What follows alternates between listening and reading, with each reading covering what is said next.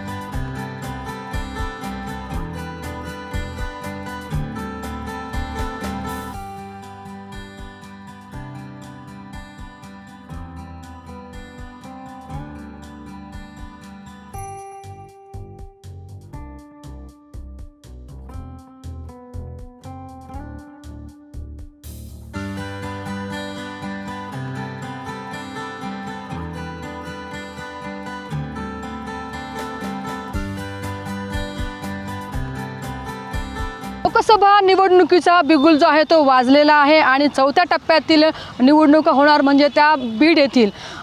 तसं पाहायला गेलं तर बीड लोकसभेकडे जे आहे ते संबंध देशाचं लक्ष लागून राहिलेलं आहे आणि याच्या अधिकृत उमेदवार म्हणजे महायुतीचे अधिकृत उमेदवार पंकजा मुंडे या आज उमेदवारीचा अर्ज जो आहे तो दाखल करणार आहेत.